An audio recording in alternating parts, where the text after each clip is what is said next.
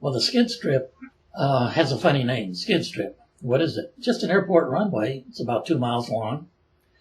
Why do they call it a skid strip? Because the Snark had skids. You know, there are people working at Cape Canaveral today that don't know why they call it a skid strip. I watched them pave that skid strip back in the 1950s. And actually, the purpose of that was to have a place for the Snark to land from coming back from downrange after testing its guidance system, because we did not want to dump it in the ocean. And so we saved the government money by bringing it back, refurbishing it, and flying it again. It didn't hit the soil. It actually hit the asphalt. And the skids were weird. You think of skids like runners on a sled. This is not what the Snark had. What they had, you wouldn't believe. Visualize a landing gear strut in the nose with the wheels sawed off and a little plate welded to that strut with a little curve on the front. That was the front skid.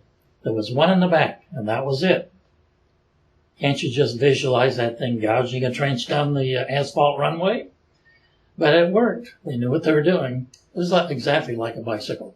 So when the Snark would come in and skid on the skids and slow down, slow down, slow down, when it lost airspeed, it would tip over on one wing, waiting to be refurbished. Yeah, actually, when we brought the Snark back from downrange to refurbish it, it was actually controlled by a chase plane, an F-89 Scorpion. It's a Northrop airplane. The pilot in that airplane had control of the Snark, and he lined it up on the end of it so that the Snark was lined up with the skid strip. When it was lined up in good shape, he would turn control over to our chief test pilot, who was standing on the runway halfway down the skid strip with little controls like a radio-controlled airplane. And it was up to him to judge the altitude, the speed, and the direction of that Snark coming at him. The very first launch attempt, or landing attempt, he did a pretty good job of bringing it in, but he got afraid it was going to run into him. So the Snark went by him too fast and too high. He panicked, chopped the throttle, and the Snark stalled and hit the runway in a big fireball.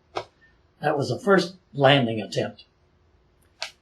We got smart after that. We kept the lateral control inside the chase plane so that the guy on the runway would not have to worry about it running into him.